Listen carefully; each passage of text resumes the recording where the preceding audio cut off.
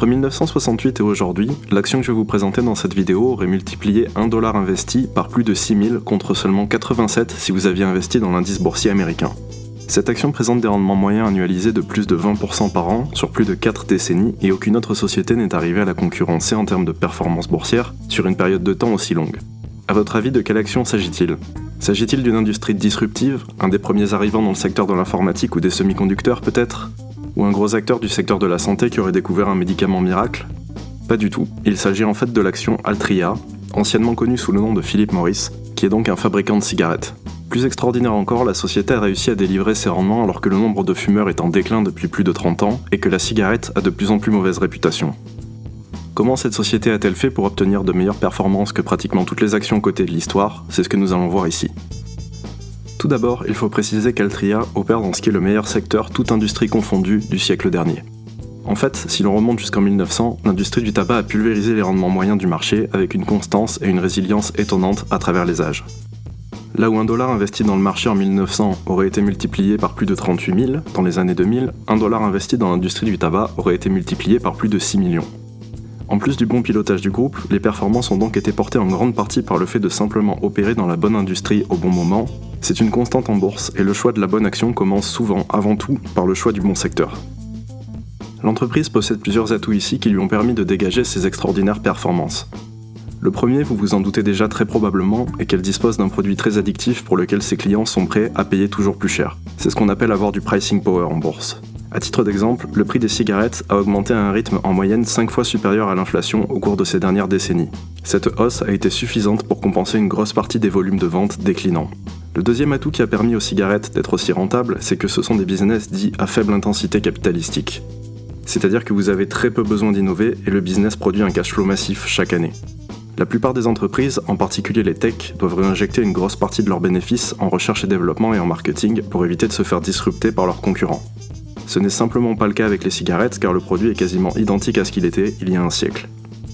En revanche, le dernier facteur qui a permis à cette société de dégager des rendements boursiers extraordinaires à travers les âges est peut-être un peu moins évident.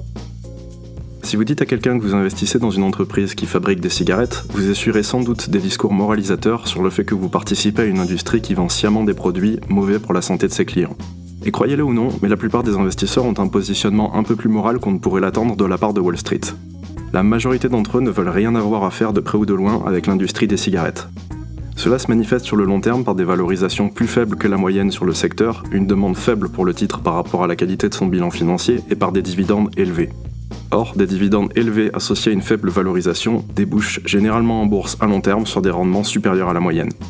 Warren Buffett est célèbre pour avoir déclaré que vous ne pouvez pas acheter ce qui est populaire et espérer obtenir de bons résultats. En revanche, vous pouvez acheter ce qui est très impopulaire et obtenir des résultats impressionnants. Altria en est la preuve.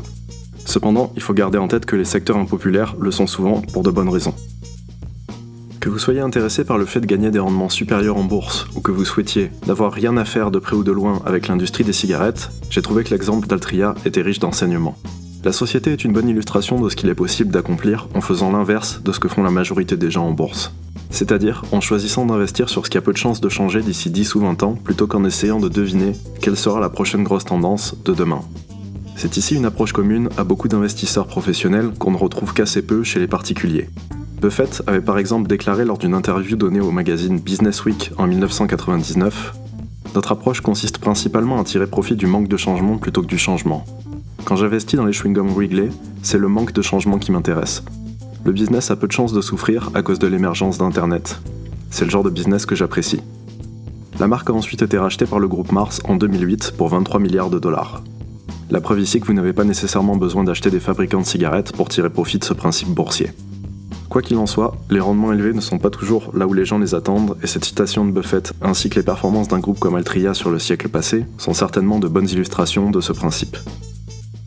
Et vous, investiriez-vous dans un secteur comme celui du tabac en échange de rendements supérieurs ou la morale vous en empêcherait-elle ? Auriez-vous imaginé que le tabac a été de très loin, et en dépit de toutes les innovations que nous avons connues, l'industrie la plus florissante du siècle passé ? N'hésitez pas à vous exprimer ici dans les commentaires et à vous abonner à la chaîne si cette vidéo vous a intéressé. Et sur ce, je vous dis à très bientôt pour plus de contenu qui vous aidera à mieux investir.